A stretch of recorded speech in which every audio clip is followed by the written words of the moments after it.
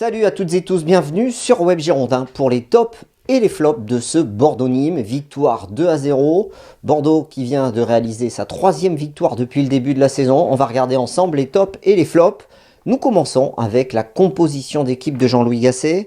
Il a aligné une équipe organisée en 4-2-3-1 ou en 4-4. 1-1, tout dépend si Bordeaux était en zone défensive ou en phase défensive ou en phase offensive, avec Costil dans les buts, Sabali, Pablo, Bass et Benito pour la défense, deux milieux centraux avec Basic et Otavio, Nicolas Beaupréville ou Ewang sur un côté, Hatem Ben Arfa et Josh Maja en pointe. La surprise c'est quoi? C'est la titularisation de Nicolas Beaupréville. On s'attendait à le voir sur le banc. On va voir dans le déroulement du match qu'il n'a pas tardé après le coup d'envoi à rejoindre le banc de touche finalement. C'était une petite surprise. Ben Arfa au cœur du jeu, ça on s'y attendait. Maja en pointe, on pouvait le pressentir aussi puisqu'il avait marqué face à Marseille et ça faisait un petit moment qu'il n'avait pas été titulaire. On sait que c'est un joueur qui est performant, notamment face à Nîmes, même s'il n'a pas marqué ce soir. Et enfin, Zerkan sur le banc, c'est une petite surprise parce que cela aurait pu être un match pour le relancer. Voilà, concernant la tournure du match, mi-temps 0-0 entre les deux équipes. Bordeaux a fait la différence en deuxième mi-temps sur penalty avec un penalty de Briand qui marque son 100e but et un but de Rémi Houdin à la 82e minute de jeu. Le penalty a été obtenu par Hatem Ben Arfa. Sur aussi l'effet de jeu et le coach. Je vais commencer par le coach. Alors si sa première composition d'équipe pouvait être un peu décevante parce qu'on s'attendait à avoir un peu plus de 109 et de joueurs techniques, à voir notamment Nicolas Beaupréville sur le banc de touche et Zerkan peut-être aligné pour amener plus de peps et de percussion à l'équipe. Mais finalement, il a eu un geste fort à la 40e minute de jeu. Il s'est agacé parce que c'est vrai que les 40 premières minutes bordelaises, elles sont pas bonnes. Elles sont vraiment indigentes. Et il a décidé de faire un double changement. Il a sorti Nicolas Beaupréville qui avait raté un petit peu tout ce qu'il a entrepris pendant ses 40 premières minutes de jeu. Et il a sorti Otavio qui a perdu énormément de ballons. Alors énormément, il en a perdu quelques-uns pendant les 40 premières minutes. Il en a gratté assez peu. Il n'était pas bien dans son match, Otavio, et il a pris un carton jaune. Et donc cet ensemble de choses a fait que Jean-Louis Gasset a sorti Otavio et Nicolas Beaupréville pour les remplacer par Houdin et Adli. Et ça a été là. Ça a été le fait du match, le fait de jeu, le tournant du match qui a fait que Bordeaux, à partir de cet instant, a été bon. Bordeaux a joué vers l'avant, Bordeaux a été performant, Bordeaux a mis de l'intensité et Bordeaux a fait une belle deuxième mi-temps où ils ont dominé assez largement une équipe de Nîmes qui, à part de la combativité, et c'est bien, n'a pas montré grand-chose sur le plan du jeu et sur le plan offensif, et on peut considérer, en tout cas moi je considère, que cette victoire bordelaise est méritée.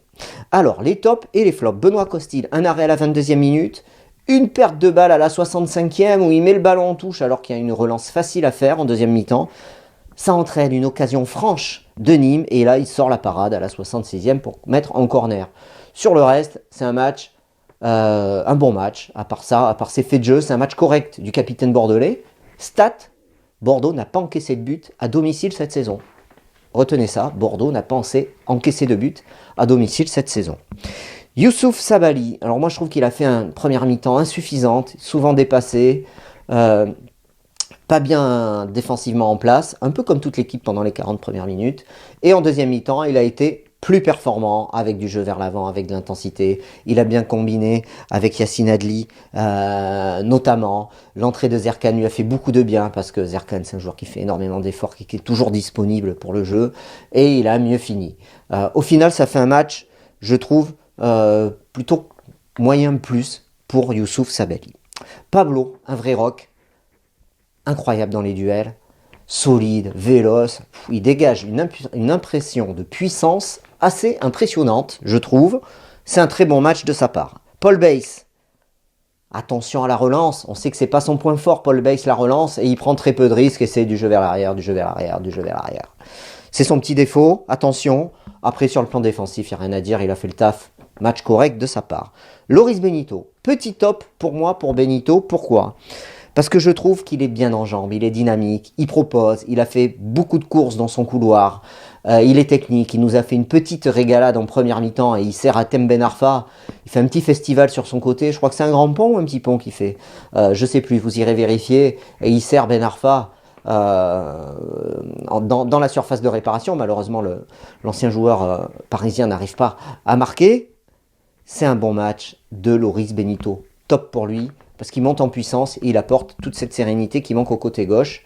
Voilà, donc c'est un petit top. Otavio, c'est flop de la soirée. Otavio, le premier, des pertes de balles au pressing, souvent pressé par le milieu adverse, et il perd des ballons. Et quand Otavio perd un ballon, c'est toujours dans une zone dangereuse, parce que c'est un joueur qui joue plutôt bas.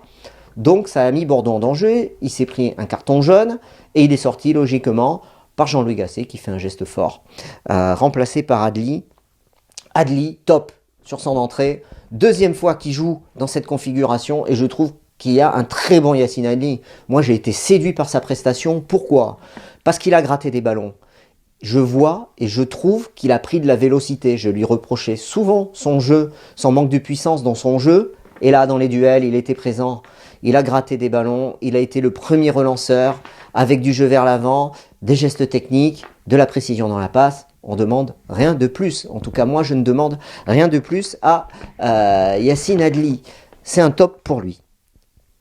Basic, du jeu vers l'avant quand même. Un peu timide, mais du jeu vers l'avant, des frappes. Malheureusement raté. Je trouve qu'il doit mettre un peu plus d'intensité dans son jeu. Il a joué toute la rencontre. Voilà, il a fait un coup franc, il a tapé un coup franc cadré. Nicolas Depréville, c'est le deuxième flop de la soirée. Il a failli quand même marquer sur un corner direct à la 3e minute, après beaucoup de pertes de balles. Il n'est pas dans le sens du jeu. Et je sais pas, on dirait qu'il est ailleurs. Il n'est pas dans son match. Est-ce un manque de concentration? Je ne sais pas. En tout cas, il est sorti par Jean-Louis Gasset, je l'ai dit, en préambule. À la 40e minute, remplacé par Rémi Houdin. Rémi Houdin, petit top pour lui. Il est rentré dans son match. Ce changement un peu impromptu, ça a donné un coup de fouet à l'équipe. Oula, l'équipe, ils se sont dit, tous les joueurs de l'équipe se sont dit, attention, le coach, qu'est-ce qu'il fait? Il va peut-être falloir qu'on se bouge. En tout cas, c'est ce qui a fait que Bordeaux est rentré dans son match. Et Rémi Houdin aussi. Un but, et ça va lui faire du bien. À la 40e minute de jeu, du jeu dans les espaces, il a été bon. Voilà, et parce qu'il a été technique, il a joué vers l'avant, il a pris des risques, il n'a pas eu peur. Et c'est ça qu'on veut avec de la combativité et de la détermination. Hatem Ben Arfa, peut-être l'homme du match. Oui, je le mets en top. Oui, il a eu des déchets à partir de la 60e. Il faut savoir qu'il a joué quasiment tout le match, remplacé à la 82e. C'est la première fois qu'Hatem Ben Arfa joue autant. Il a eu un creux physique entre la 60e et la 82e. Par contre, il nous a fait sa spéciale. Il est allé le chercher, ce penalty. Au milieu de 4 joueurs, il n'a pas eu peur, il a provoqué. Et sa conduite de balle, sa protection du ballon ont fait la différence et ont poussé les défenseurs adverses à la faute. C'est lui qui débloque le match. Il laisse le penalty à noter à Jimmy Briand. Il aurait pu se dire, allez, je vais aller le tirer. Et non, un peu d'altruisme, ça fait du bien. Briand qui marque son 100e but. Donc top pour Hatem Ben Arfa. À noter, en première mi-temps, il était tellement sevré de ballon et le jeu bordelais était tellement mauvais qu'il est allé chercher les ballons au niveau des défenseurs centraux. Et ça a dû faire tilt dans la tête de Jean-Louis Gasset. Et ce qui peut expliquer le changement à la 40e minute. Wang, match moyen de Wang. J'ai du mal à déterminer sur son match, ni plus ni moins. Voilà. Remplacé par Zerkan à la 64e. Je dis oui, un grand oui pour Mehdi Zerkan. Du jeu vers l'avant, de l'intensité. Voilà, il reprend petit à petit confiance. Après son expulsion face à Nantes et sa blessure, il revient avec des bouts de match. Et on sent qu'il monte en puissance. Et ça, c'est de bon augure pour Bordeaux. Josh Maja, pas d'occasion, un peu transparent. Match très moyen de Josh Maja, remplacé par Briand qui marque son 100e but et qui est passeur décisif sur le but d'Houdin.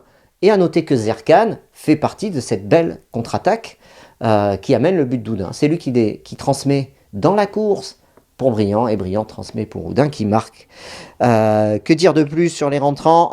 Traoré, qui a fait 10 minutes de jeu, joué 10 minutes de jeu, voilà. Il n'a pas démérité pendant ces 10 minutes, mais ce n'est pas assez pour que je puisse porter une appréciation. Voilà, je vous remercie à tous. Rendez-vous sur Web Girondin pour le débrief à chaud. Allez le voir si vous ne l'avez pas vu. Et le talk, lundi soir, 19h30, 21h. Merci de votre fidélité. Bye bye.